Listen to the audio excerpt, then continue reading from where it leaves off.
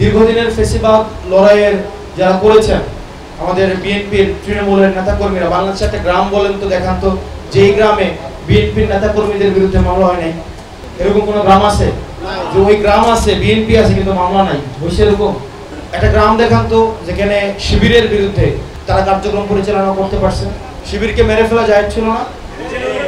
আমরা তাদের যে মাদক সংগঠন আছে জামাতে ইসলামী এবং বিএনপি, তাদেরকে আহ্বান জানাবো, আপনাদের তৃণমূলের যে নেতা কর্মীরা আপনাদের জন্য রক্ত দিয়েছে, ঘাম দিয়েছে, বাড়িতে ঘুমাইতে পারে নাই বাংলাদেশ বিনির্মাণের জন্য, তাদের দিকে তাকায়া আপনারা তাদের রক্তের সাথে আপনারা গাদ্দারি করেন। গতকাল ভোলার যেই কার্যক্রম হয়েছে সেটার মধ্য দিয়ে আপনারা বই প্রকাশ দেখতে পাচ্ছেন।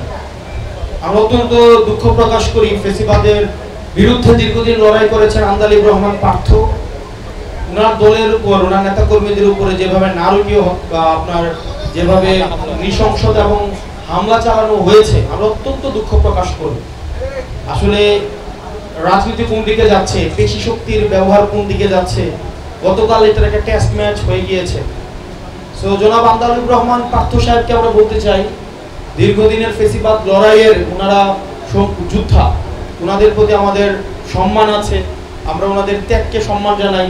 একই সাথে সাথে এটিও আমরা তাদেরকে আহ্বান জানাবো, আমাদের মনে হয়েছে 24-এর পরবর্তীতে ওনারা একটু হয়তো মনে করেছেন যে ট্র্যাকলেস হয়ে গিয়েছিলেন, তো এখনো সুযোগ আছে, সময় আছে, ওনারা আবার কালকের ঘটনা থেকে শিক্ষা নিয়ে যদি আবার ওনারা ফিরে আসতে পারেন তাহলে জনগণ আবার ওনাদেরকে কাছে টেনে নেবেন।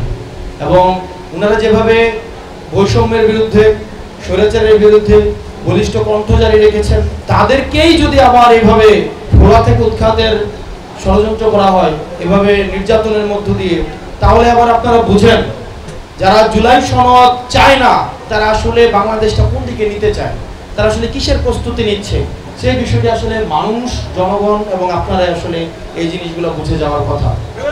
আমরা স্পষ্ট করেছি, গণভোটের সাথে সাথে আমাদের এটার অর্ডার হতে হবে, এটার আদেশ হতে হবে, এবং এই আদেশ অবশ্যই ডক্টর মোহাম্মদ ইউনূস এই আদেশকে জারি করতে হবে। আমরা দেখছি একটা পক্ষ তারা চায় চুপ্পু হচ্ছে এই জুলাই সনদের সিগনেচার করবেন, আদেশ দিবেন, মানে চুপ্পুর কাছ থেকে যদি আপনার জুলাই সনদের সার্টিফিকেট নিতে হয়, আমাদের সবার ভালো না যে নদীতে ডুবে যাওয়া।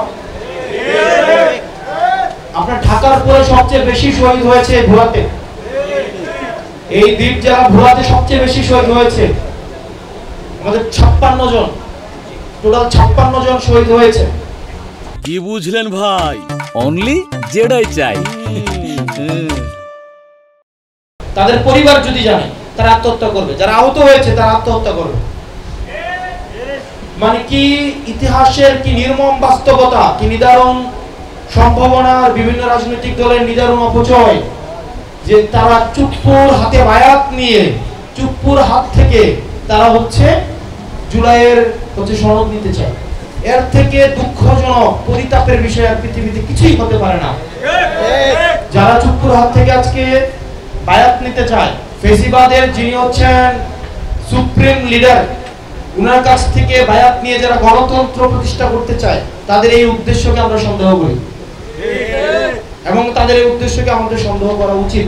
এই ঘোষণাপত্র দেওয়ার কেবলমাত্র বৈধতা রয়েছে এই গণ-অভ্যুত্থান, এই গণ-অভ্যুত্থানের মধ্য দিয়ে যেহেতু ডক্টর মোহাম্মদ ইউনূস এসেছেন, উনি এটার আদেশ দিবেন, এবং আদেশ দ্রুততম হতে হবে, কোনো অধ্যাদেশ নয়, কোনো প্রজ্ঞাপন নয়।